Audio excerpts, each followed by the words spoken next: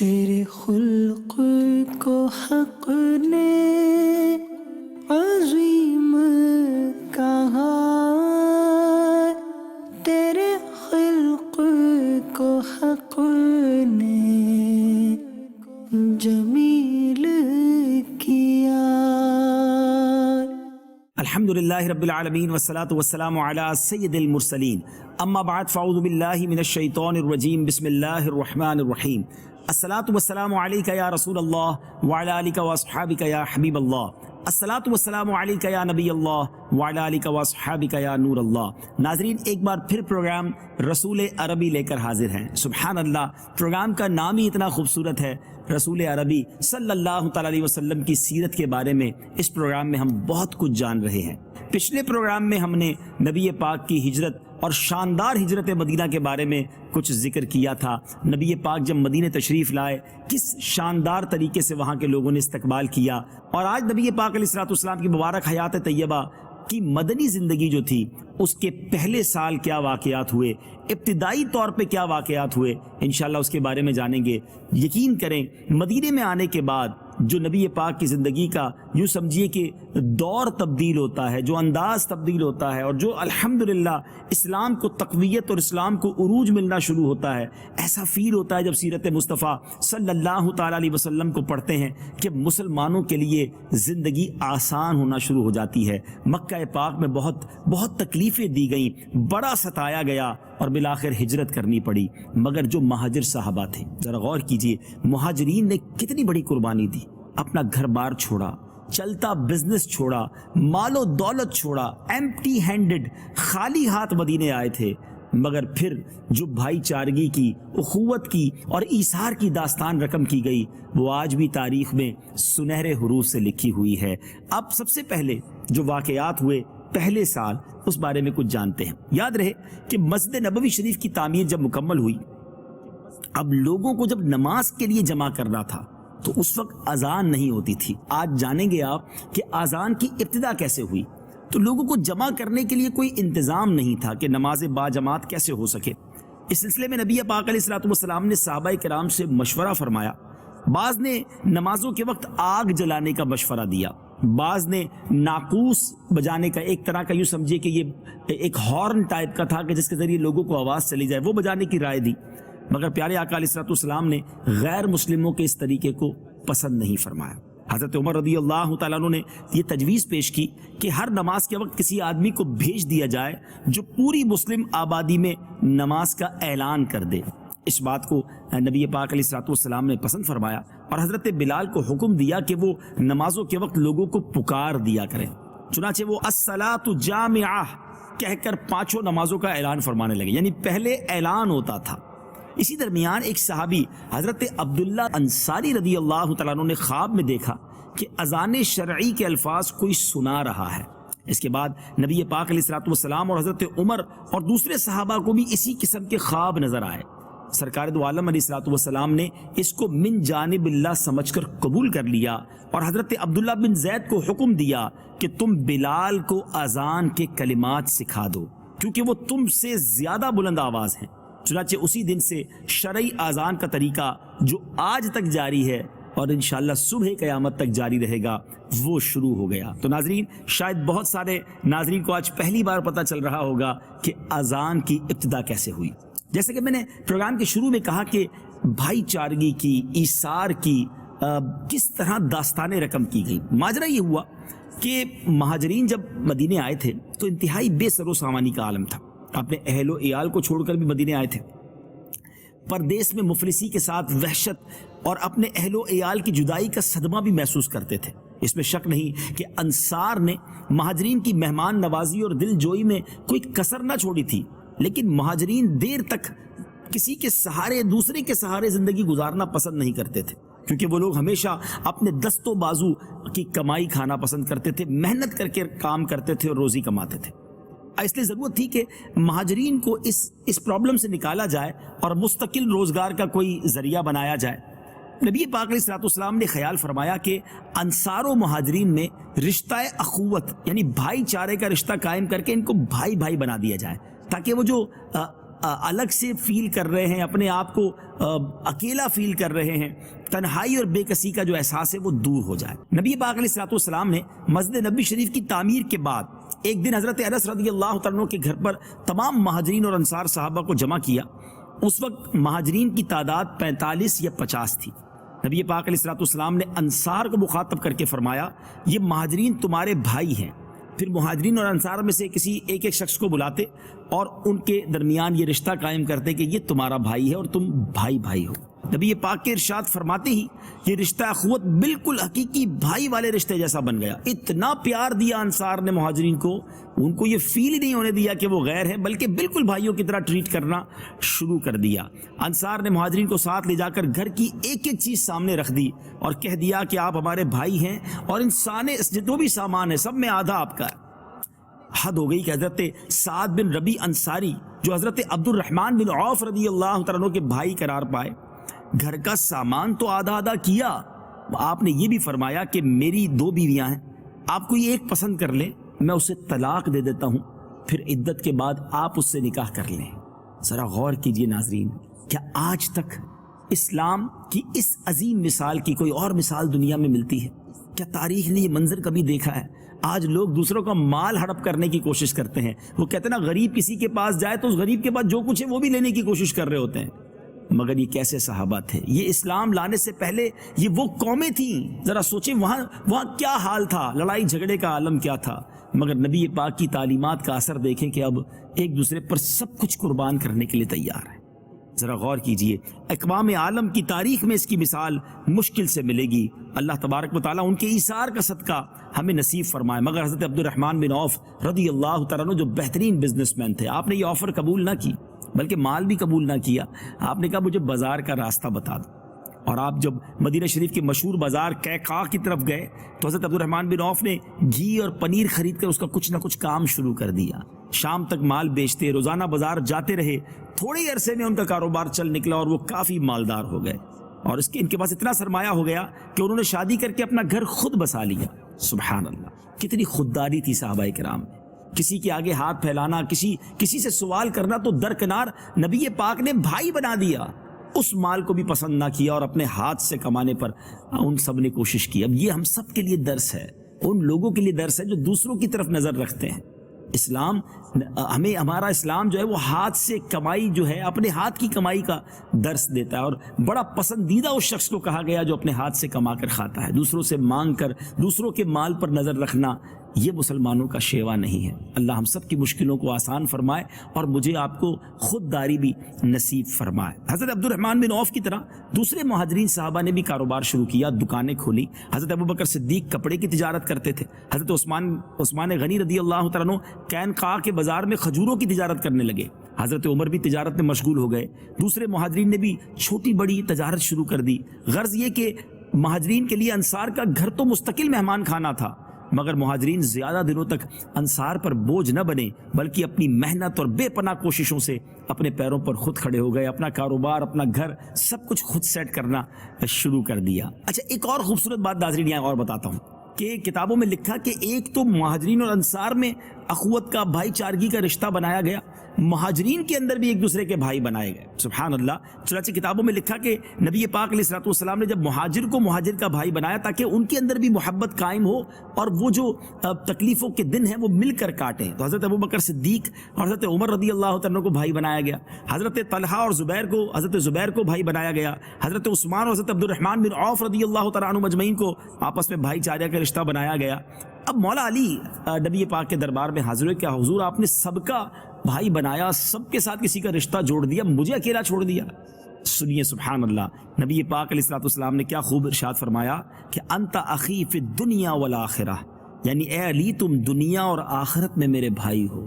اس سے اندازہ ہوتا ہے شیر خدا مولا کائنات مولا علی کرم اللہ تعالی وجہ الکریم کا کیا عظیم مرتبہ ہے۔ سبحان اللہ۔ اب یہاں پر ایک اور بات سیکھنی ہے کہ مدینہ شریف جو ہے نا، جو آج ساری دنیا کی آنکھوں کی ٹھنڈک ہے، اس کی آب و ہوا میں شفا ہے، اس کے غبار میں شفا ہے، پہلے ایسا نہیں تھا۔ مکے سے جب لوگ مدینے آ گئے نا تو یہاں طرح طرح کی وبائیں اور بیماریاں پھیلتی تھیں، اس لیے کثرت سے مہاجرین بیمار ہونے لگے۔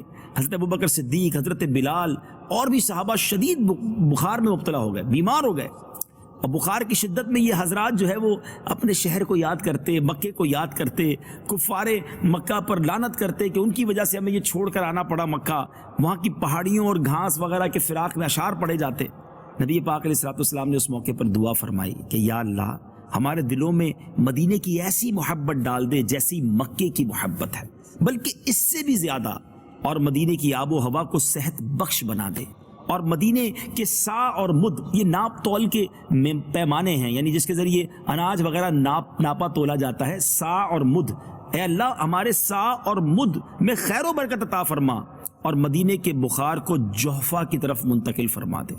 اللہ اکبر، نبی پاک دعا فرمایا اور وہ قبول نہ ہو۔ اب آپ دیکھیے کہ کوئی بیمار ہوتا ہے نا، وہ مدینے جائے تو صحت مند ہو جاتا ہے۔ شاعر لکھتے ہیں نا، نہ ہو آرام جس بیمار کو سارے زمانے سے، نہ ہو آرام جس بیمار کو سارے زمانے سے، اٹھا لے جائے تھوڑی خاک ان کے آستانے سے۔ مدینے کے غبار میں شفا ہے۔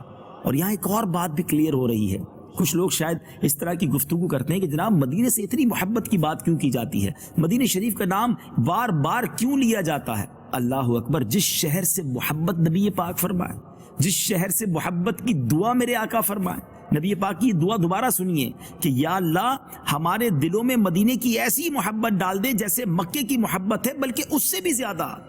تو پھر کیوں نہ عاشق رسول مدینے کے لیے تڑپے، کیوں نہ ذکر مدینہ کرے؟ اور نبی پاک نے صرف یہ دعا نہ فرمائی ناظرین، آپ کا ایٹیٹیوڈ تھا، آپ کا انداز تھا کہ جب آپ مدینہ شریف کسی سفر سے واپس آتے اور مدینہ شریف قریب آتا تو اپنی سواری کو تیز فرما دیتے۔ نبی پاک بے انتہا مدینے سے محبت فرماتے، مدینہ شریف میں آپ کا دل قرار پاتا۔ اللہ مجھے اور آپ کو بھی شہر مدینہ سے سچی پکی محبت عطا فرمائے، مکہ پاک بھی دل میں بسا رہے، اور کاش مدینہ طیبہ کی یاد بھی دل میں بسی رہے۔ بڑی خوبصورت بات جو ہے امیر اہل سنت لکھتے ہیں نا، وہاں پیارا کعبہ یہاں سبز گنبد، وہ مکہ بھی میٹھا تو پیارا مدینہ۔ کیا بات ہے ان دونوں مبارک شہروں کی۔ اب آتے ہیں سن یکم ہجری میں، کیونکہ اب ہجرت ہو چکی تھی تو نیا ہجری کیلنڈر شروع ہوا۔ یہ پہلا ہی سال ہے ناظرین جس میں ایک عظیم صحابی مسلمان ہوا، اور ان کے مسلمان ہونے کا واقعہ بھی بڑا ہی شاندار، بڑا نرالا ہے، اور وہ حضرت سلمان فارسی رضی اللہ تعالیٰ عنہ ہیں۔ آپ کیسے اسلام لائے؟ آپ فارس کے رہنے والے، آج کے دور میں جو ایران کا ایریا ہے جہاں فارسی بولی جاتی ہے، ان کے آبا و اجداد بلکہ ان کے ملک کی پوری آبادی اس زمانے میں آتش پرستی، آگ کی پوجا کرتی تھی۔ یہ اپنے آبائی دین سے بیزار ہو کر دین حق کی تلاش میں نکلے، ڈاکوؤں نے ان کو گرفتار کر کے اپنا غلام بنا لیا، پھر ان کو بیچ دیا، یکے بعد دیگرے بکتے رہے۔ غلام کی حیثیت سے ان کی ڈیل ہوتی رہی، کبھی کسی آقا کے پاس، کبھی کسی کے پاس، اور پھر لوگوں کی غلامی میں رہے۔ اسی طرح یہ مدینہ پہنچے، کچھ دنوں تو یہ عیسائی بن کر رہے اور یہودیوں سے میل جول بھی رکھتے رہے۔ اس طرح ان کو تورات اور انجیل کی کافی معلومات ہو گئی تھی۔ نبی پاک علیہ الصلوۃ والسلام کا علم ہو چکا تھا کہ آخری نبی کے آنے کا وقت ہے، اور آپ کسی طرح کہتے نا بکتے بکاتے کوشش کر کے مدینہ پہنچ گئے۔ انہیں معلوم تھا کہ نبی پاک اس جگہ پر ہجرت کریں گے، انتظار تھا ان کو۔ اور اب نبی پاک علیہ الصلوۃ والسلام کی آمد کے بارے میں جب پتہ چلا تو انہوں نے یہ پڑھا تھا کتابوں میں، سنا تھا اپنے لوگوں سے کہ جو آخری نبی ہوں گے وہ صدقے کا مال قبول نہیں کریں گے، وہ نہیں کھائیں گے۔ تو ایک کھجوروں کا طباق لے کر نبی پاک کے پاس حاضر ہوئے اور عرض کی کہ حضور یہ آپ کے لیے لایا ہوں، یہ صدقہ ہے۔ پیارے آقا نے اسے صحابہ کی طرف، غریب صحابہ کی طرف بڑھا دیا، خود تناول نہیں فرمایا۔ دوسرے دن پھر کھجوریں لے کر گئے، نبی پاک سے عرض کی حضور یہ آپ کے لیے تحفہ ہے۔ پیارے آقا علیہ الصلوۃ والسلام نے اس میں سے کھجور کو تناول فرمایا، اور پھر حضرت سلمان فارسی نے ایک اور نشانی پڑھی تھی کہ نبی پاک کی مبارک پیٹھ پر مہر نبوت ہوگی۔ پیارے آقا نے کاندھوں پر چادر رکھی ہوئی تھی۔ حضرت سلمان فارسی کبھی دائیں طرف سے دیکھتے، کبھی بائیں طرف سے دیکھنے کی کوشش کرتے کہ کچھ ہوا چلے، چادر ہٹے اور میں مہر نبوت کا دیدار کر لوں۔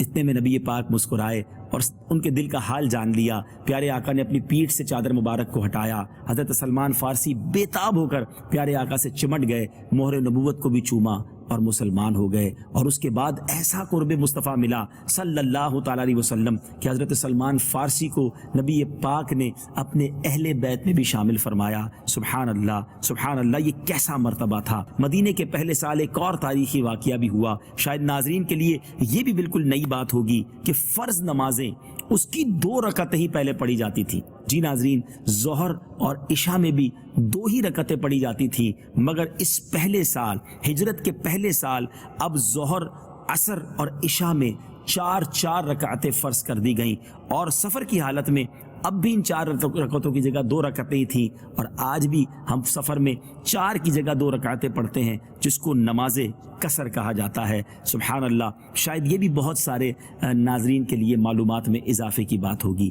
ہجرت کے پہلے سال ناظرین ایک اور تاریخی واقعہ ہوا، اور وہ واقعہ تھا حضرت عبداللہ ابن زبیر رضی اللہ تعالیٰ عنہ کی ولادت۔ یعنی ہجرت کے بعد سب سے پہلا بچہ جو مدینے میں پیدا ہوا وہ حضرت بی بی اسما، جو حضرت ابوبکر صدیق رضی اللہ تعالیٰ عنہ کی بیٹی ہیں۔ یعنی حضرت ابوبکر صدیق رضی اللہ تعالیٰ عنہ نانا بنے، اور ان کی بیٹی کے یہاں جو بیٹا پیدا ہوا وہ حضرت عبداللہ بن زبیر تھے، اور وہ ان کو لے کر بارگاہ رسالت میں حاضر ہوئیں۔ پیارے آقا علیہ الصلوۃ والسلام نے ان کو اپنی گود میں بٹھا کر کھجور چبا کر ان کے منہ میں ڈال دی۔ اسی طرح سب سے پہلی غذا جو ان کے شکم میں، ان کے پیٹ میں پہنچی، وہ سرور کائنات علیہ الصلوۃ والسلام کا لعاب دہن تھا۔ حضرت عبداللہ بن زبیر رضی اللہ تعالیٰ عنہ کی پیدائش سے مسلمانوں کو بے حد خوشی ہوئی، اس لیے کہ مدینے کے یہودی کہا کرتے تھے کہ ہم لوگوں نے مہاجرین پر ایسا جادو کر دیا ہے کہ ان لوگوں کے یہاں کوئی بچہ پیدا ہی نہیں ہوگا۔ وہ دعوے کرتے تھے، اللہ کی رحمت سے ان کے دعوے جھوٹے ہو جاتے، اور نبی پاک جن کے درمیان ہوں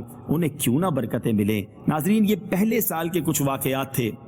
اب بات کرتے ہیں 2 سنہ ہجری میں کیا خوبصورت واقعات ہوئے اور کیا تاریخی واقعات ہوئے۔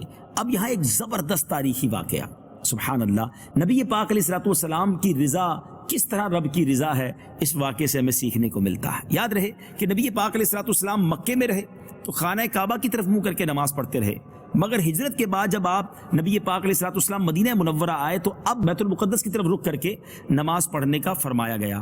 آپ 16 یا 17 مہینے تک بیت المقدس کی طرف رخ کر کے نماز پڑھتے رہے، مگر آپ کے دل میں تمنا تھی کہ کعبے ہی کو قبلہ بنا دیا جائے۔ چنانچہ آپ اکثر آسمان کی طرف چہرہ اٹھا کر دیکھتے، یعنی آپ کی تمنا تھی آسمان کی طرف چہرہ اس لیے اٹھاتے کہ شاید اب حکم آ جائے، اب وحی آ جائے کہ ہم کعبے کی طرف رک کر کے نماز پڑھیں۔ اور اس کی وجہ بھی تھی، وہاں کے جو کفار تھے وہ یہ تانا دیتے تھے کہ آپ دین تو اپنا لے کر آئے ہیں مگر ہمارے ہی قبلے کی طرف رخ کر کے نماز پڑھتے ہیں۔ سبحان اللہ، یہ بار بار آسمان کی طرف منہ اٹھا کر دیکھنا یہ رب کو کیسا پسند آیا ناظرین، اور کیسا تاریخی واقعہ ہوا کہ سبحان اللہ، میرے آقا مدینے والے مصطفیٰ صلی اللہ تعالیٰ علیہ وسلم مسجد قبلتین جہاں آج موجود ہے وہاں نماز پڑھا رہے تھے، اور یہ ظہر کی نماز تھی، اور حالت نماز میں، جی ہاں ناظرین، حالت نماز میں 2 رکعتیں نبی پاک نے بیت المقدس کی طرف رک کر کے ادا کی، اور اس کے بعد نبی پاک علیہ الصلوۃ والسلام پر وحی نازل ہوتی ہے کہ اب آپ قبلے کو تبدیل کر دیجئے۔ ذرا اس آیت کا لطف لیجئے، اس آیت کو سنیے، ذرا انداز کیا ہے قرآن کا، اسلوب کیا ہے، محبوب کی ادا اور محبوب کی رضا کو کس طرح گویا آنر دیا جا رہا ہے، عزت دی جا رہی ہے، اور قبلے کی تبدیلی کا حکم دیا جا رہا ہے۔ تلاوت قرآن سنیے، اس کا ترجمہ سنیے، پھر بات کو آگے بڑھاتے ہیں۔ قد نرى تقلب وجهك في السماء فلنولينك قبلة ترضاها فول وجهك شطر المسجد الحرام وحيث ما كنتم فولوا وجوهكم شطره وَإِنَّ الَّذِينَ أُوتُوا الْكِتَابَ لَيَعْلَمُونَ أَنَّهُ الْحَقُّ مِنْ رَبِّهِمْ وَمَا اللَّهُ بِغَافِلٍ عَمَّا يَعْمَلُونَ۔ ہم دیکھ رہے ہیں بار بار تمہارا آسمان کی طرف منہ کرنا، تو ضرور ہم پھیر دیں گے اس قبلے کی طرف جس میں تمہاری خوشی ہے۔ ابھی اپنا منہ پھیر دو مسجد حرام کی طرف، اور اے مسلمانوں، تم جہاں کہیں ہو اپنا منہ اسی کی طرف کرو، اور وہ جنہیں کتاب ملی ہے ضرور جانتے ہیں کہ یہ ان کے رب کی طرف سے حق ہے، اور اللہ ان کے کوتکوں یعنی برے اعمال سے بے خبر نہیں۔ ناظرین، آپ نے سنا، سبحان اللہ، ترجمہ کتنا خوبصورت ہے۔ ہم دیکھ رہے ہیں بار بار آپ کا آسمان کی طرف منہ کرنا، اللہ اکبر۔ محبوب بار بار آسمان کی طرف گویا منہ اٹھا رہے تھے، اور قرآن میں اس کا ذکر کر دیا گیا، اور اب اپنا رخ پھیر دیجئے۔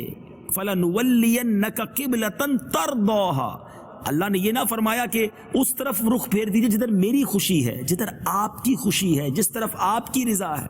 سبحان اللہ، یہ محبوب سے کیا اپنائیت کا انداز ہے، نبی پاک کی چاہت پر قبلہ جو ہے وہ پھر کعبہ کر دیا گیا. اور یہاں ایک اور فرما برداری اور تاریخ کا ایک عظیم واقعہ یہ ہے ناظرین، ذرا غور کیجئے.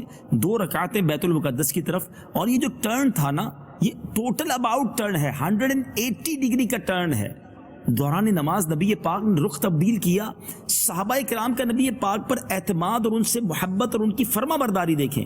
کسی صحابی نے سوال نہ کیا کہ حضور یہ کیا کیا آپ نے، سارے صحابہ نے رخ تبدیل کر دیا. سبحان اللہ. اور تاریخ نے یہ منظر دیکھا کہ 2 رکعتیں قبلہ بیت المقدس کی طرف رک کر کے نماز پڑھی گئی، اور 2 رکعتیں جو ہے وہ کعبہ مشرفہ کی طرف رک کر کے نماز پڑھی گئی. اور آج بھی یہ تاریخی مسجد قبلتین مدینہ منورہ میں موجود ہے. سبحان اللہ. یہ ایک بہت عظیم تاریخی واقعہ ہے، اور قبلے کی جو تبدیلی ہے جس کو تحویل قبلہ کہا جاتا ہے، یہ مدینہ منورہ کے ابتدائی سالوں میں ہی، یعنی دوسرے سال کے اندر کہا جا سکتا ہے کہ اسٹارٹ آف سیکنڈ ایئر، کچھ مہینوں کے بعد قبلے کی تبدیلی کا جو حکم ہے وہ نازل ہو گیا. سبحان اللہ سبحان اللہ. اور اس کو قرآن نے بڑے پیارے انداز میں بیان کیا. اس قبلے کی تبدیلی پر ناظرین یہودی بڑے برہم ہو گئے. پہلے تو تانا دیتے تھے کہ آپ ہماری قبلے کی طرف رخ کر کے نماز پڑھتے ہیں، اور جیسی تحویل قبلہ ہو گیا، کعبے کی طرف رخ کرنے کا حکم ہو گیا، تو وہ کہتے تھے کہ محمد صلی اللہ تعالی وسلم چونکہ ہر بات میں ہم لوگوں کی مخالفت کرتے ہیں، اس لیے انہوں نے محض ہماری مخالفت میں قبلہ بدل دیا ہے.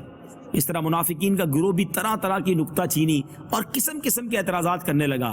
تو ان دونوں گروہوں کی زبان بندی اور دہن دوزی کے لیے خداوند کریم نے یہ آیت نازل فرمائی. ذرا کمال دیکھیے نبی پاک علیہ الصلوۃ والسلام کا. کفار اعتراض کرتے تھے اور جواب رب قرآن میں دیتا ہے. سبحان اللہ.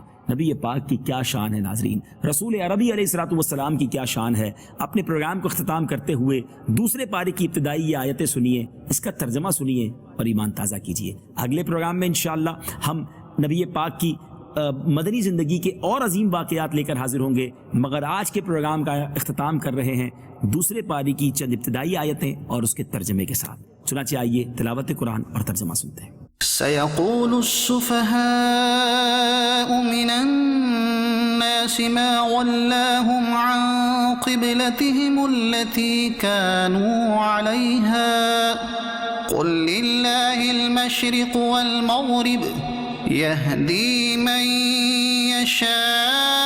يشاء إلى صراط مستقيم وكذلك جعلناكم أمة وسطا لتكونوا شهداء على الناس ويكون الرسول عليكم شهيدا وما جعلنا القبلة التي كنت عليها إلا لنعلم من يتبع الرسول ممن ينقلب على عقبيه وإن كانت لكبيرة إلا على الذين هدى الله وما كان الله ليضيع إيمانكم إن الله بالناس لرؤوف رحيم. اب کہیں گے بے وقوف لوگ، کس نے پھیر دیا مسلمانوں کو ان کے اس قبلے سے جس پر تھے؟ تم فرما دو کہ پورب پچھم یعنی مشرق و مغرب سب اللہ ہی کا ہے، جسے چاہے سیدھی راہ چلاتا ہے. اور بات یوں ہی ہے کہ ہم نے تمہیں کیا سب امتوں میں افضل کہ تم لوگوں پر گواہ ہو، اور یہ رسول تمہارے نگہبان و گواہ. اور اے محبوب، تم پہلے جس قبلے پر تھے ہم نے وہ اسی لیے مقرر کیا تھا کہ دیکھے کون رسول کی پیروی کرتا ہے اور کون الٹے پاؤں پھر جاتا ہے. اور بے شک یہ بھاری تھی مگر ان پر جنہیں اللہ نے ہدایت کی. اور اللہ کی شان نہیں کہ تمہارا ایمان اکارت یعنی ضائع کرے. بے شک اللہ آدمیوں پر بہت مہربان، مہر یعنی رحم والا ہے. جی ناظرین، سنا آپ نے آج کا پروگرام. امید ہے ایمان تازہ بھی ہوا ہوگا، نبی پاک کی محبت اور عظمت دل میں اور بڑی ہوگی. اسی لیے تو ہم یہ پروگرام لے کر آتے ہیں کہ سیرت رسول عربی ہم سنتے جائیں اور اپنے ایمان کو مضبوط کرتے جائیں. اللہ کریم سے دعا ہے رب کریم مجھے اور آپ کو نبی پاک کی سیرت پڑھنے، سمجھنے اور اس پر عمل کرنے کی توفیق عطا فرمائے. صلو علی الحبیب صلی اللہ تعالی علی محمد صلی اللہ علیہ وسلم. تیرے خلق کو حق نے عظیم